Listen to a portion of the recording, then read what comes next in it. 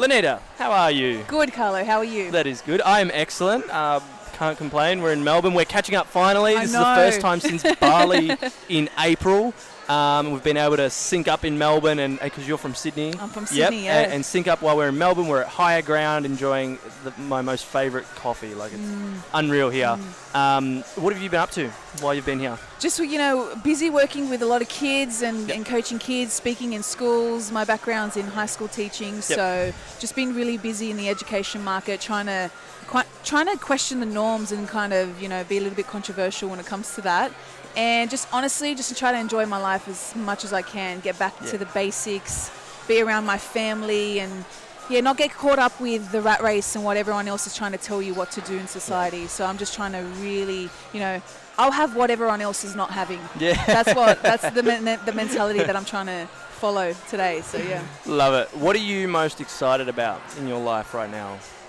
I think documenting my life and how I'm sharing, living my truth. A lot of the time, especially with young people in my type of work, a lot of the time we compare ourselves to someone else's highlight reel, and I'm trying to not do that and show how I'm living my truth, how I'm staying, grounded, how I'm aligning with my morals and my values, and I'm just trying to share that. And I think the process is exciting me a lot, and people like yourself, how I'm able to connect with like-minded individuals. So that's really what's getting me really excited, and just documenting that online for my audience. Yeah, amazing. So I was just about to say, what do you do? But that comes into this question. So I don't know a lot about you. Obviously we've connected. We didn't really in Bali at that event. There was a lot of people there. There was 100 people. But we connected afterwards, and we've had a few calls and kept in touch, and you've been an amazing help in my life in the things that are happening and coming up in terms of business and projects and speaking and all of that. But for the audience that doesn't know, or the listeners that don't know much about you and myself, can you give us a wrap-up of your life from start to where you are now and everything that you're doing? Definitely. So born and raised in Sydney, in a Lebanese household. So I come from a Middle Eastern background, and I had a really good childhood, to be honest. On paper I had a lot of setbacks, but in reality I was just really lucky to have a loving family, and I was a massive tomboy as a kid, and just a lot of sports. I was a perfect product of the education system. I did everything right. High ATAR score. Yeah, high ATAR score. I was good, athletic kid. I was getting awards. I was, school prefect and everything like that. So I ticked all those boxes. Went to university, graduated as a high school teacher, and went to the top uni that I wanted to obviously get into, which was Sydney Uni, and that's what I thought I had to do. And I graduated, became a teacher, and then I thought to myself, oh shit, is this what I signed up for? Reality hit.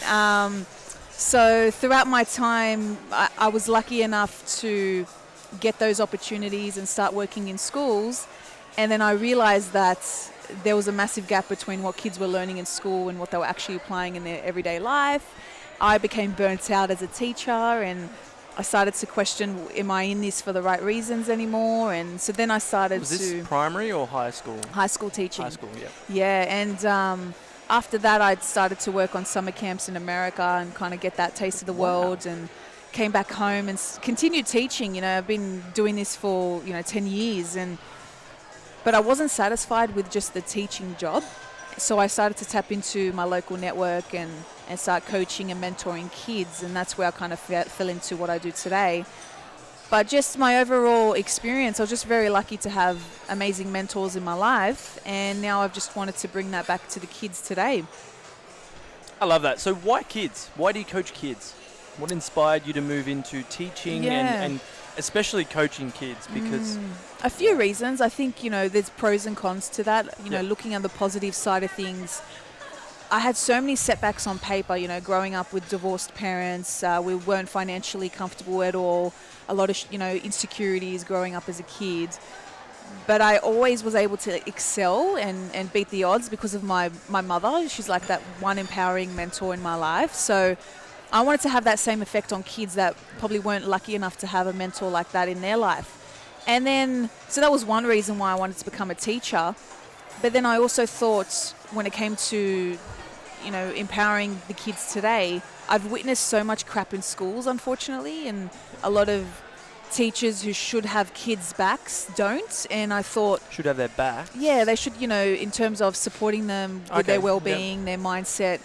There's a lot of bullying that still happens in schools, but unfortunately they're coming from the adults. And not many people are talking about this, and this is what I really want to start putting out there in societies. There's bullying when it comes to peer pressure, but there's bullying that comes from adults as well, and we need to kind of check ourselves and how we interact with kids. So I wanted to obviously step out of that environment and mentor and coach kids from a different perspective with no limitations from the system. So that's another reason why I wanted to do what I do, and just create more conversations around how tremendous young kids are. I know some of them they drive you crazy, and you just want to give them back. Fortunately enough, as teachers, we can give them back. But sometimes you're like, they're amazing kids and they've got so much going on. We need to start celebrating that more instead of judging them for what they do wrong. Yeah. So how long were you a teacher? So still am, consider myself a teacher. I've been doing this for about 10 years now. And I always loved health and PE, and so I became a PE teacher. And still go into schools purposely now, although I don't have to. I still go in as an actual classroom teacher, as a subby. And I always want to kind of make sure I'm still aware of what's going on in schools. And then I also like to tie in my world to the kids and actually let them know what's happening. Events like Elevate, I try to share my experiences as much as I can with them and connect them to influencers like yourself. I get a lot of kids talking about Instagram. I'm like, you know what, show me your following. This is the person that you need to follow and start learning their content. So I purposely go into schools now, not just to teach content, but to introduce them to the real world where traditional teaching doesn't allow that to happen.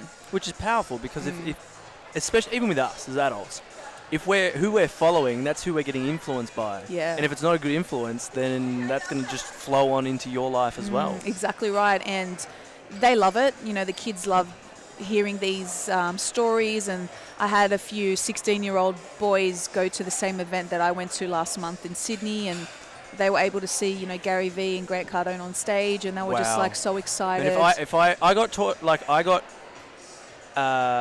not pushed into, but like I got introduced to the world of personal development, self-development at like 17, 18. So still young, but it's like Tony Robbins, all of them. It was amazing. Those seeds were planted at 17. But you're saying they were 16 and they were at that event? Yeah, and one of them actually, got up and asked Gary Vee a question. Ooh. And he ended up being on Gary Vee's podcast and Instagram, and kind of, leveraged that content. But regardless, the mindset of that child leaving that event, he was transformed within himself, and he's already killing it on Instagram. He's got 80k followers, he's monetizing, and he's in year 11. What does he do? He does just a lot of uploads videos, but he charges people for shout outs because of his audience. So whoever wants a shout out, he'll charge them. What videos does he do? A lot of motivational and music videos. Okay. But he leverages other people's content, but because he's got an audience, people pay him for shout outs. So he's an influencer, basically. Wow. Yeah. So no one knows what he does, though. This ties into what you were saying, that these kids are incredible. Massive. They have so much potential. And that just gives me goosebumps just thinking about it. Yeah. But we all put everyone in a box. Oh, 100%. And I think adults, I try to be careful, with there's a time and place for academics, and they do have a place in society, but I don't think our academic outcomes should be placed on a pedestal, which they are, and you should be elevating the kid and their well-being and actually celebrating the human connection with the child. It's incredible how much I am exposed to when I have a conversation with a kid. Like, they teach me so much, and it's crazy how much they're willing to give back. They'll remember how you made them feel. They won't remember what type of words or content you would throw at them. So ever since then, that the kids still talk about it today, and they're trying to learn, business or trying to learn financial literacy at 16. Like, I wish I had that early, exposure to this type of content. And it's just exciting to witness as a leader. It's exciting to, not drop my ego and raise them above me, and just seeing their growth, one of the best experiences and best feelings I can get. So that's what I still do in schools. And I'll have a lot of kids approaching me. About 3 days ago, I had a young girl in year 12. She heard me speak a few months ago on money and financial literacy, and she's so cute. She comes up to the office and How she old? taps me. So she's 17. Yep. She's in year 12, so she's about to do the HSC in Sydney.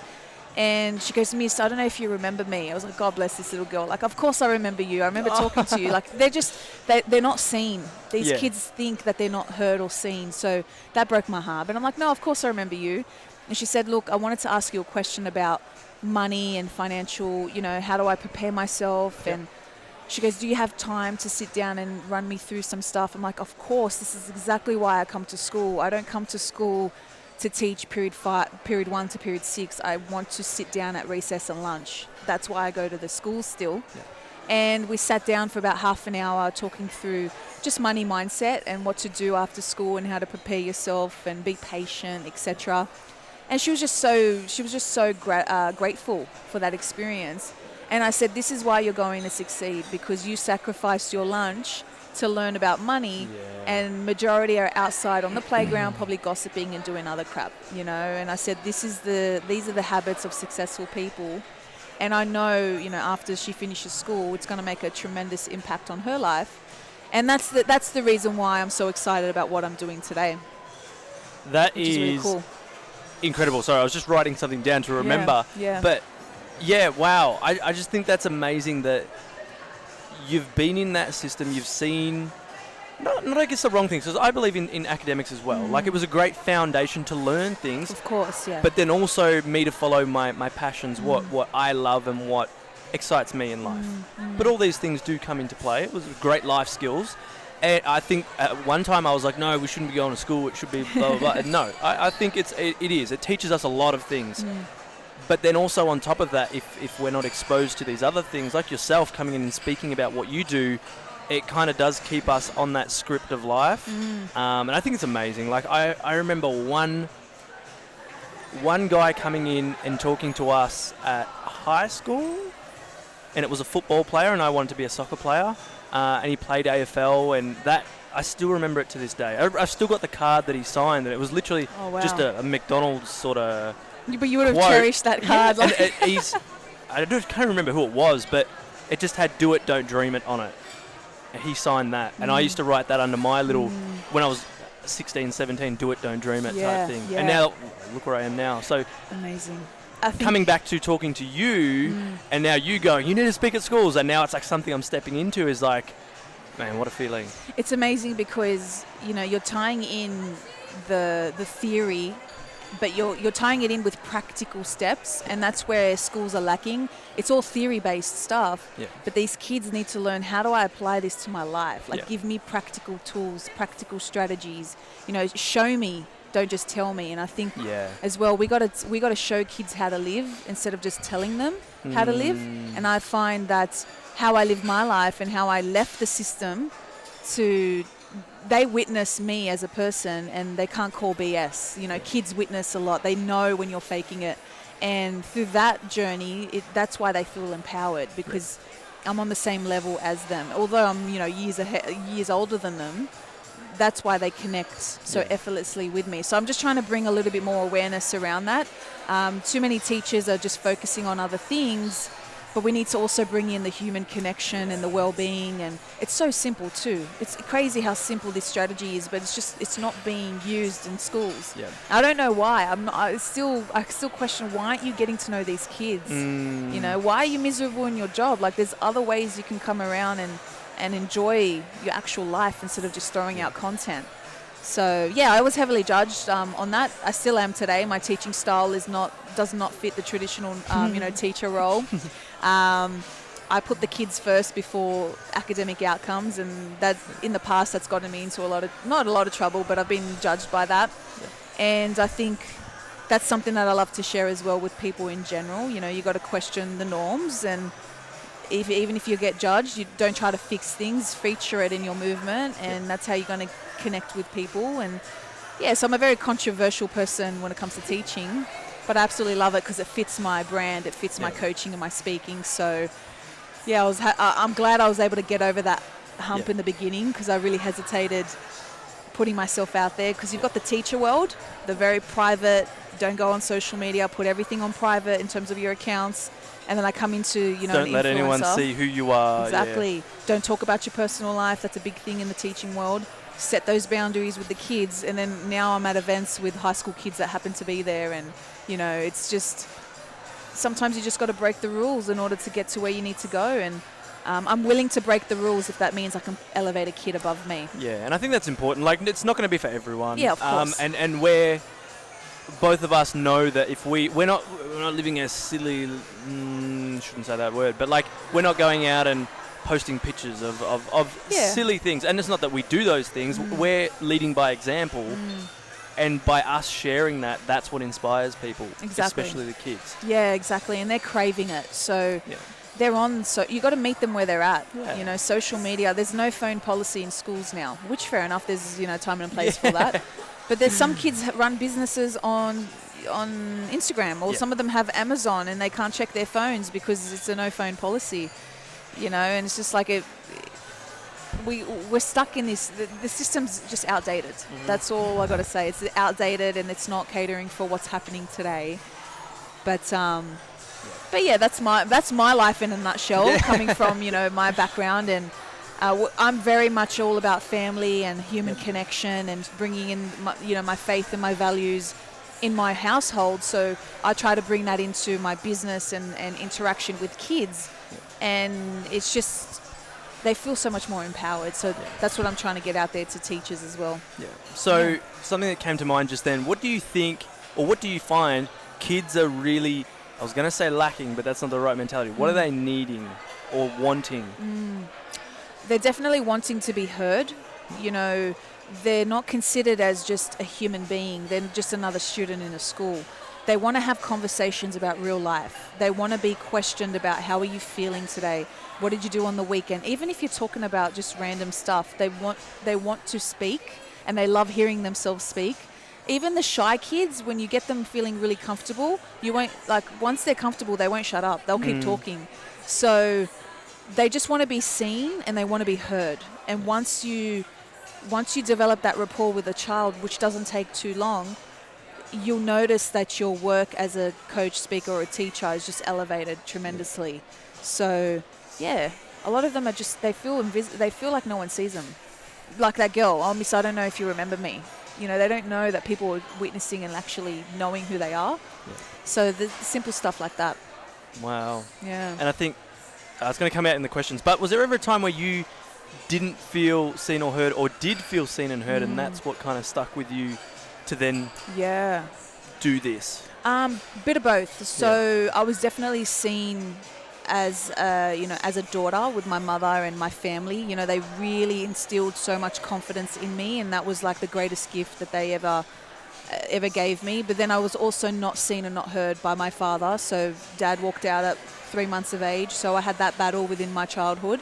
And then in the school system, if I wasn't performing academically or athletically, it's kind of like I wasn't seen.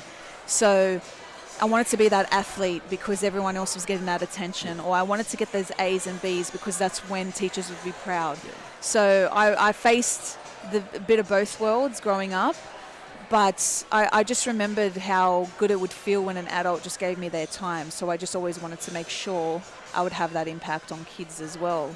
But definitely, a bit of both. Yeah, I love that. Would you say you're living your purpose? Most definitely. You know, when I was getting into the business world, there's so many people telling you online, this is how you should monetize, or this is the industry you should be in now, the sexy thing to do. But I always stayed in my lane. I'm like, no, I'm a teacher. I'm a youth leader. This is where I really thrive. And I know for sure that I'm living my purpose and just trying to, just planting those seeds in the younger generation. And which makes me really happy, you know. This is true happiness, and then if I get to monetize that, that's a blessing. But if I don't, then I still know that I'm doing the right thing by me and my truth. Yeah, that's amazing. And how long would you say you've been doing that? Or just always, ever since you stepped into teaching, you were living your purpose? Yeah, definitely. I think ever since I started to tap into teaching, I don't think I was truly living my purpose at that time because I had to conform myself to the system. Now I know that I'm truly living my purpose because I'm connecting on a level that I know I'm best at, and that's through just, human connections. But in the beginning, you always go through that battle of this is, follow the rules and I don't know if I'm doing this right and going against family, what family wanted. But definitely now in my life, I'm living out my purpose for sure. I love that. What is success to you? Happiness, most definitely. Alignment with my truth. That's true success to me, and being able to have freedom. And I think this is a tricky word. A lot of people are throwing out freedom now in our industry, and to me it's freedom's different to everyone too. Exactly. And to me that's just having point. options and having choices. And if I want to go and have a cup of coffee with my grandmother, I can, and that to me is success. And it's because I've built that business model in place where I have those options. And just happiness, doing what you love. Like if you're not happy, there's no way you can give back to the world, and I think that's a big thing that people do things to chase freedom, and then they realize this is not true freedom because I'm still a slave to whatever it is. So success to me is just being happy within myself. Yeah. I love that. Great perspective on everything. What is the worst thing that has ever happened to you, and how is that the best thing that has ever happened to you? It's such a hard question when it comes to the worst thing. I feel like I just learnt very early on to just never play the victim and kind of say this is the worst thing that's ever happened in my life. So I can't pinpoint one particular event that was the worst thing. But I think what was really such a setback ended up being my magic potion was growing up with a single mother. And I found that I was very much... I thought I was at a disadvantage, but it actually ended up being my biggest advantage because that adversity fueled me as a person. And then, I guess having setbacks as a kid just really, really fueled, what really kind of created me as a leader today. But in terms of saying what was the worst thing that ever happened, I can't really pinpoint a worst thing. I always look at opportunities and leverage that to kind of help someone else. And that's pretty much, it's hard to answer that one. That's right. It's kind of like, I know it's framed as what's the worst thing, and it's really just perception. Everything is just a thing, we give it good or bad. But I think even through saying that, you realize you have that perspective of they weren't the worst things. They were perceived as terrible at the time, but what I got from it was amazing. For sure. I think I'm such a deep emotional person. I feel things very deeply, and I think that's been my strength in being able to connect with the younger audience, because I was a really shy and insecure kid, but when I hit the athletic field, I was like a whole different person because I was really confident. But I try to bring in both, both avatars, or whatever you call it, to connect with the kids now. So, I don't shy away from that anymore. With people in general, when they show that emotion, I'm very comfortable when people show emotion. And I think that just stems from the adversity I was faced with as a kid. Yeah. Love that. What is the best advice you've ever been given? I think, don't expect people to understand your grind or your hustle, because they just don't have the same vision as you. And that was a big thing I had to learn early on, because I just expected people to agree with my decisions and agree with my vision and support me. That was the biggest thing. I'm like, oh my God, like people don't just support you because you want to be successful. A lot of people try to hold you back from that because they just project their crap onto you. So I stopped looking for validation or seeking validation, because my vision's just completely different to someone else. And stop taking it personal and remove entitlement. I'm not entitled to that person's support or success. I got to just stay in my lane. And so don't expect other people to understand your grind, because they just don't have the same vision as you. Yeah. And it keeps coming up. Stay in your lane. Oh, massive. It's such a big thing. Like, people get so caught up in what other people are doing. The latest kicks that you want to get, because you see it all over the gram. Or what other someone else is doing, whether it's a podcast or a TikTok Totally. or whatever. Yeah, exactly, the TikTok. And I just think, especially as a female too, I don't know how it is, like if you get the same pressure as guys, but with girls, they get caught up with what all the other girls are doing, and they lose purpose in who they really are. You know, they lose sight of that. And I just find you got to always come back and reflect on yourself. And if this is what you're thriving at, even if you're not making money, business mind, right? Even if you're not making money in the beginning, like just plan it out. You know, be patient. It will come, but don't fake it just so you can fit in with other people. And that's something really important to me. Yeah, I think, we feel that as well. Yeah. Don't worry.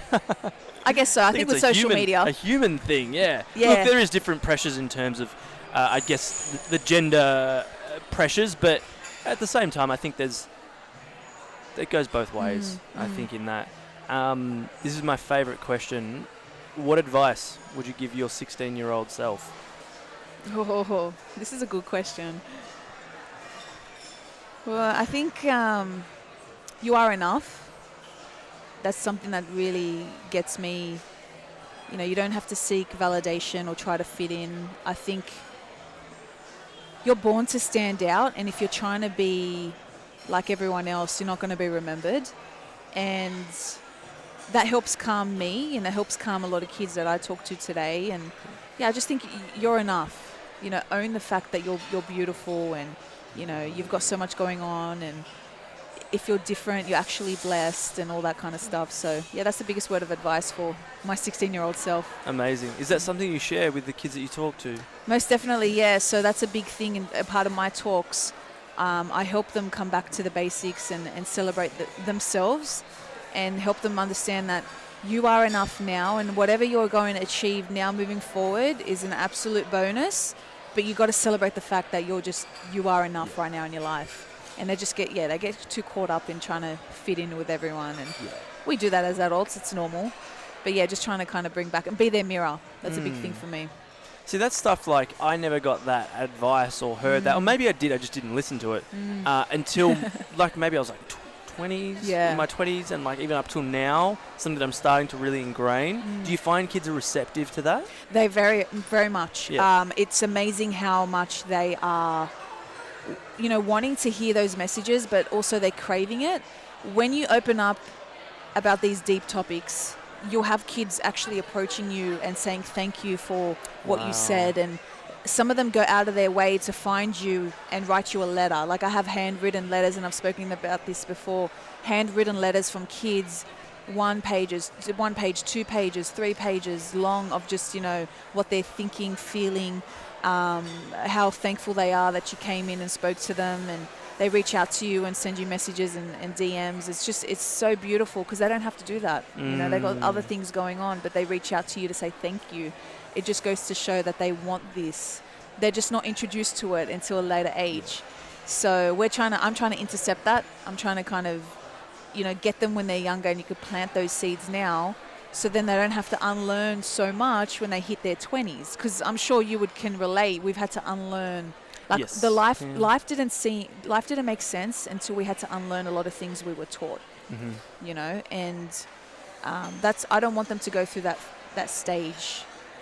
Which they will to some extent, but also trying to bring in... Still have the journey, but have the mindset and tools to help them through that journey. Exactly. So it's really, really important to introduce that at such a young age. Yep.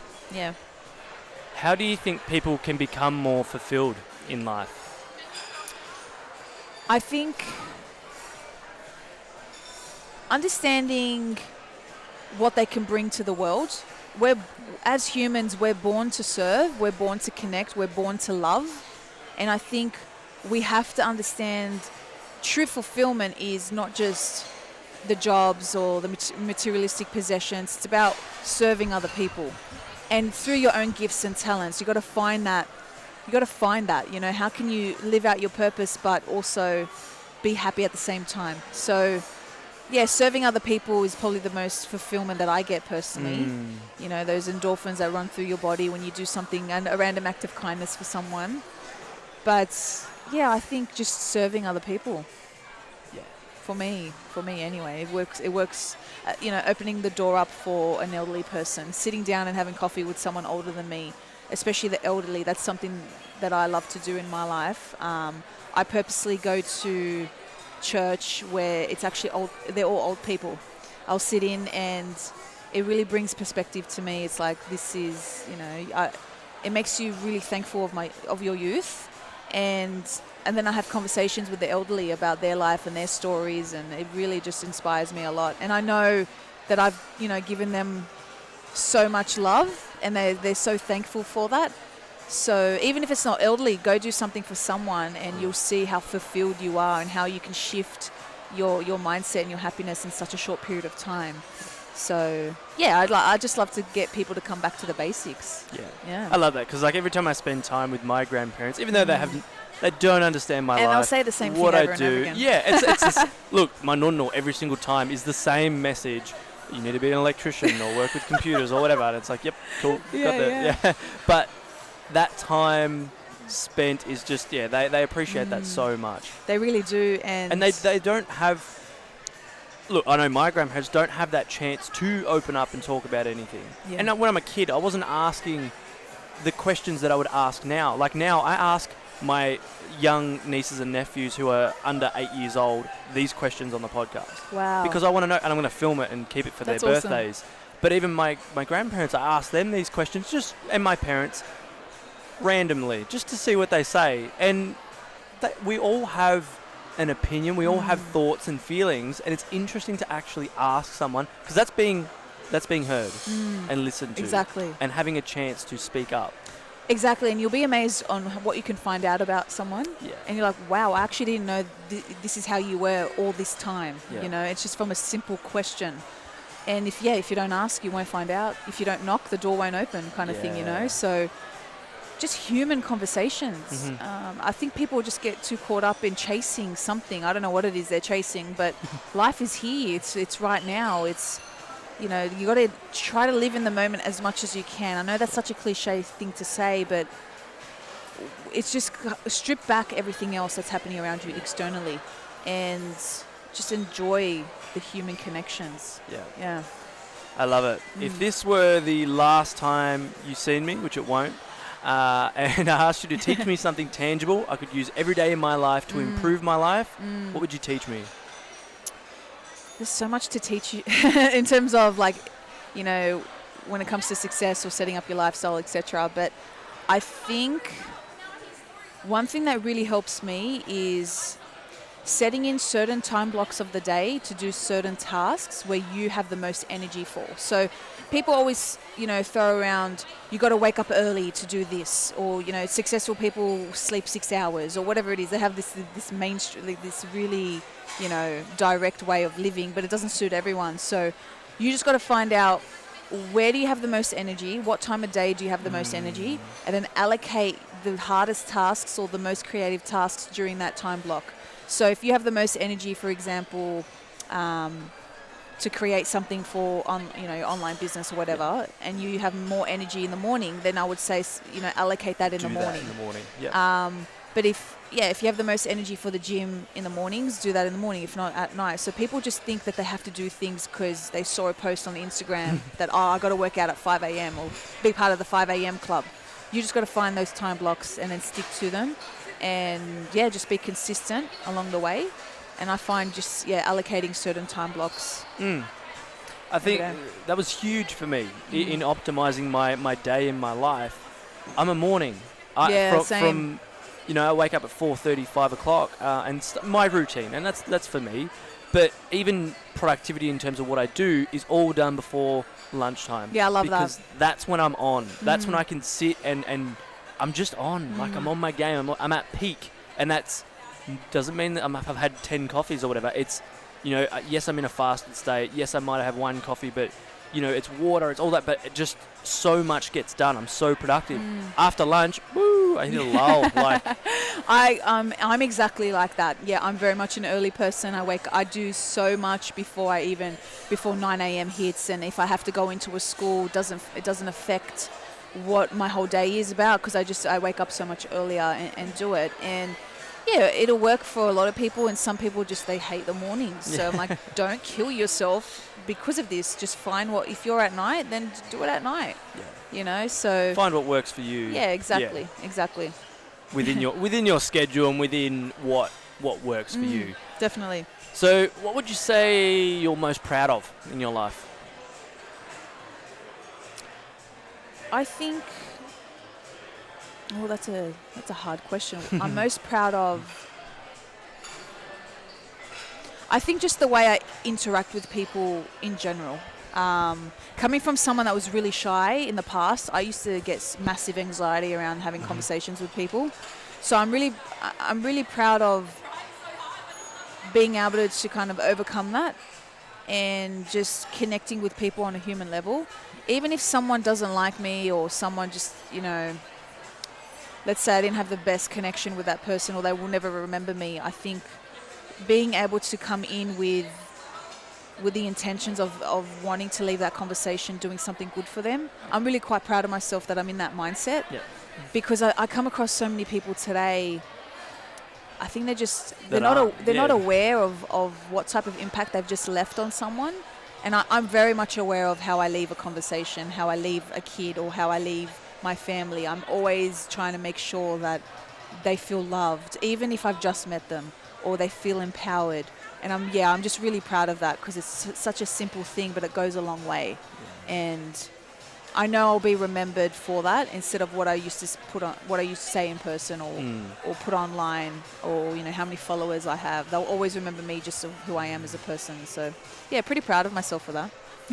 I'm proud of you too. Oh, thank you. It's an amazing thing to realise and to be aware of, because that then comes into play in every interaction you have.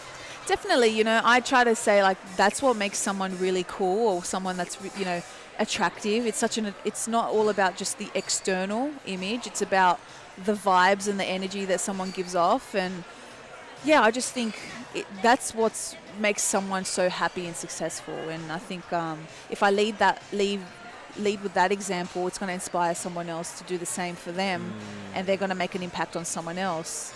And it's just through that random conversation or random act of kindness that I did for them. Yeah. So that's such a good impact that you're aware of, that, you know, you impact people in that. So the next question is, and I'm wondering if it's going to be very similar, is what impact do you want to have people, the community, and the world? Yeah, I think just having them, being their mirror, you know, having them believe in themselves and doing something that they've always wanted to do. So I always want to kind of spark that feeling within themselves, and always just kind of remembering me for the fact that I was just a nice person, like I was a loving person. When someone feels loved and confident, they are untouchable, especially with confidence.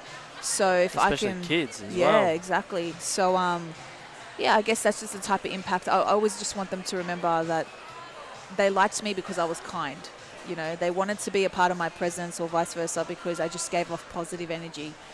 It's not because I had the best cars, or although I love all the flashy things, I'm not going to lie, but they remembered me because I was a good person, not because of, you know, everything else and materialism, etc. So yeah, I love it. That is so powerful. Why do you do what you do? Like, I know we've been through so much, but like, why are you so focused on this specific area of inspiring kids and having an impact on their life? Why? Yeah, I think I had a massive void in my life growing up, where I didn't think I was enough at that stage, or I had adults bullying me, which we've spoken about too, where adults, you know, pick on kids a lot. I was very lucky to never get bullied by my mates. I had a really good friendship clique. I was a floater. I was friends with everyone in my grades. But the adults seemed to just bully me for some extent. As in at school? Indirectly. Yeah, just in like terms the teachers? The teachers, especially transitioning from high school into my career, I was very badly bullied by colleagues that were my teachers, and you know, for whatever reason, I don't understand why. And I think growing up, you know, I always tried to seek validation from my dad, etc. So I know what it feels like to feel like crap. I know what it feels like to not have adults respect me, and But I was a winner behind the scenes. Like, I was very much underestimated, and I know there are kids now that are very much underestimated. So, yeah, I guess I know what it feels to really be loved, and I know what it feels like to not be loved. And I think I just wanted to always make sure someone leaves the room feeling loved. Even if you have to tell them off about something, you do that through love, and you make sure that you're there for them, and they can actually, reach out to you if they need something. So, yeah, I think the biggest thing was the adults who should have had my back that didn't. And that's why I never want to be that type of person when it comes to young kids. And I guess that's why I do what I do. Just so some kid will never have that feeling, or I can intercede and kind of be like, it's okay if you face that, but I'm that person that will never make you feel like that. So, yeah, that's really something important to me. Yeah, and something that's needed a lot in... Yeah, massive. Not many people are talking about it. Yeah. A big thing for me is, changing the conversation about how adults interact with kids. Stop putting yourself on pedestal. Stop heavily judging them about what they're doing wrong, because we're guiding them, and they're only watching the examples that they've been shown. Yeah, especially in schools. Like, it's crazy how much teachers push their kids to perform academically well, so then teachers get praised on, that's my class. I got them the band 5s, band 6s, or the 80-90% in their exams. They're being heavily pushed because teachers want to look good. Like, I taught that kid, but let's, I try to just change that conversation. It'd be the other way around as well, as in, like, the parents would be like, that's my child, Oh, yeah. succeeding at school and all of that. Yeah, there are a lot of parents. Fortunately enough, I never went through that. My mum really supported me in what I wanted to do and gave me that confidence. She said, as long as you work hard, if that's the best thing, if that's the outcome that comes from your best, then that's the best, And I was very lucky with that, with my upbringing. But I have a lot of friends and family members that were, heavily pushed because the parent wanted them to go to uni, so then the parent could thrive off that uni status because all their mates who were parents were doing the same thing. But the kid was never born to go to uni, and now, they're suffering mentally because they're not happy, and they've had to conform to, follow what their dad or their mum was saying. And it's still happening today. So, yeah, stop pushing a certain life on your kid when they're not born to live that life, either from teachers or from parents. It's a massive issue in today's society. Yeah. Wow. There's so much. So much to talk about. Yeah, so much that, like, I'm now taking, and it's like, yeah, I've done it in some areas, but it's like there's so much more that I could be open to and ask. And even just having this conversation of the awareness of this conversation on the podcast is that now we can then, this is why I created the podcast, so that we get all these tools and tips that we don't normally think about and go, okay, how can I then show up and allow that person to be heard, whether it's a child or an adult? Yeah, of How course. can I be there for them? What can I ask? Because we all wanted that as a child. Exactly. And, like, I know I wanted that. That's why I did the soccer and all that, because Yeah. it was just for acceptance and love. Exactly, and that's the thing. We all want to be accepted. We all want to be loved, and sometimes you don't even have to ask. Sometimes you just got to be there, and that your energy does not lie. That's massive. Yeah, be there. And I've noticed this as well, especially with my nieces and nephews. Not on your phone, but be there, even if it's reading a book. Exactly. And they'll tell you what they want, even with adults. I think it's much harder with adults, obviously, because they've gone through so many years of the experience. But if you just show up and they see it, people see it, people witness, you just got to show up for them, and make them aware that you're there. Even if they don't take you on that opportunity, it's okay, because a few weeks or days down the track, they will take you up on that opportunity. So, yeah, just getting back to human basics, for sure. And then aligning that with your career and the type of work that you do. Doesn't matter what industry you're in, we're all human beings at the end of the day. And, people just forget the basics. Yeah, I love that. Yeah. What does it mean to be conscious? Definitely aligning your behaviors with your morals and your values. For me, it's something that I've had to say no to a lot of things because they never matched what I truly believe in. And I'm just incredibly blessed that I was instilled with that mindset very early on. So that's what conscious means to me. And I find that, people can get lost along the way and forget about their truth. And we all have our own meaning of truth, especially in today's society. So much is out there on the media, in the media now. People are getting judged for living their truth, but at the end of the day, you gotta stick with it, and that's what it means to be conscious. Can you give us an example of what some things you had to say no to because they didn't align with your values and your morals? I think in terms of, career-wise, not chasing money because of just wanting to make money. I wanted to chase happiness and then learn how to monetize that. I've said no to a lot of jobs because they just didn't align with my personality and my zeal for young kids. Other things like, getting into simple things like socializing and saying no to certain environments because I don't want to be in that type of toxic environment. I love to party, I love to, have a drink and all that stuff, but if there's a certain barrier where I'm not going to cross the line because it just doesn't align with what I believe in, certain relationships as well. I come from a Catholic family, so, a lot of people shy away from not sharing their faith because mainstream media doesn't celebrate that as often as they would in the past. So, yeah, saying no to certain things because it's just not who I am as a person. So there's a lot of things that, a lot of categories that I could obviously adapt to. But, you just got to stick to who you really, really are. And family is a big thing for me. So if it's going to jeopardize someone in my family or it's going to ruin a relationship with a loved one, then I would definitely say no to that. Any type of friendship or relationship, family for me comes first. And so, I've had to say no to a lot of things when it comes to that. But saying no is actually really important. You've got to learn how to say no. Yeah. Especially, obviously you've got to learn how to say yes and live a yes life, but we also need to learn how to, not do everything if it doesn't align with who you are. That's really important to me. And have those boundaries and make sure you know them and so do other people. Yeah, exactly right. Exactly right. So I think when you do that, you give someone else the permission to do the same. Yeah. And when you come out with that, you'll be amazed on who actually relates to you as well. Especially with young kids, they're doing a lot of things to fit in and they forget about, no, it's actually pretty cool to stick to yourself and lead the pack through that.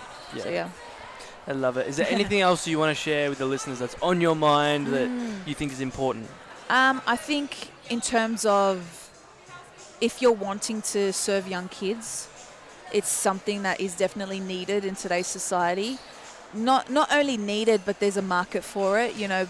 People are now noticing that young kids are in need of mentors and influencers to come in and speak to them. So I think don't hesitate. Whether you're wanting to coach or speak to young kids, you got to just put yourself out there. 1 in 4 primary school kids are suffering from mental health issues. It's 1 in 5 adults. Yeah, it's massive today. Is that primary? Primary school, 1 in 4. It's very, very dangerous. Is there any stats for high school? I think it's 1 in 8. Okay. I'm going to double check those stats, but so it's more massive. In primary. It's more in primary, unfortunately, which is crazy because what are you stressing out at that age? But technology has it's a blessing and a curse for our kids today. So there's a lot of anxiety that comes around that. A lot of anger issues with a lot of kids who are on the games. So. Yeah, kids are craving mentors to come into their lives, and also parents are craving that support too. Parents want to be heard just as much as the kids, so coming in as that additional messenger. So if you want to, you just got to put yourself out there, and I have a platform now where I help people do that, obviously, so they can reach out to me and learn more about that. But at the end of the day, I think just do what makes you happy. And if you're really, really happy and motivated, you'll always learn a way how to monetize that one day. And to me, that's true success. Yeah. I love it. Where can people find you? How can they contact you? How can they connect with you? Yeah, definitely. So if they want to connect with me on just all social platforms, it's at Lenita Abouchabake. My name's so long, so we'll link that up. It'll be in the show notes. Yeah, definitely. If they want to see what I do with schools and kids, it's wellbeingwarrior.com.au, and they can see all my programs up on there. I've got a free book out there now for leaders who want to coach and speak to young kids, and they can just access that through youthbiz, B-I-Z, secrets.com /book, and they just go onto that link, and then they can download that, and I just give them out some free content on where to start and what's really important on how to set up that business. I'm all for impacting kids, but I'm really passionate about talking how to monetize that too and make a living from that. So yeah, they can get that book from there too. Amazing. I'm going to go download that. So that's going to be in the show notes as well. I want to wrap this up with acknowledging you for who you are, your energy, your presence, for being here, spending this time with me. It's been amazing. Your help for me, like over the past couple of weeks, has been amazing. The time, effort, and I guess the passion that you have for not just kids. Like, you work with a lot of different people, a lot of different ages, but it is super inspiring and admirable for me to see that. And ever since you introduced me to that, I was just like, whoa, Lenita, like, you're incredible, and I'm so inspired to do that as well. And you opened my eyes to so many different things that I wasn't even thinking about that actually bring me so much joy and fulfillment. So thank you so much. Thank for you, all Carlo. of That was so sweet of you. Like, that really means a lot to me, to be honest, because I find, you know, there's not enough people doing what you're doing. You know, there's not, and when I'm able to connect with people like you on a human level, it puts everything into perspective, and it's like, I know I'm doing the right thing. You know, when someone like you resonates with me, it's like I'm doing the right thing, you know. So yeah, thank you for everything that you're doing as well. You're just so real, and what you see is what you get. Like, I see what you're putting out there online, and then in person it's the same. You know, that's just true alignment in itself. And yeah, just incredibly blessed that I'm able to connect with you and get to witness your journey as well. And this won't be the last time we see each other. I'm definitely keen to collaborate in the future and get some projects up and running. And yeah, just incredibly blessed. So thank you so much for saying that. It really means a lot. You are so welcome, and I mean all of it from the heart. Also, one thing I want to do, shout out to anyone watching or listening. If you do work at a school or want or know someone at a school or something like that, reach out to us. I know Lenita, you know, is looking to get out there and also speak, and she's incredible at what she does. So do feel free to reach out. That's amazing. Yeah, of course. Because we're here to support kids, and we've got the programs and the resources available for that. The content and the value to teach and inspire, which is so important. So I love this. If you have been inspired, triggered, or anything has added super value into your life or stood out, please reach out to us, connect with us. We love connection. We love the DMs. We love the messages. All of that. We do love to share that connection and communication. Screenshot this, share it with someone that you think needs to hear this or would love to hear this. And until next time, guys, take care. Peace.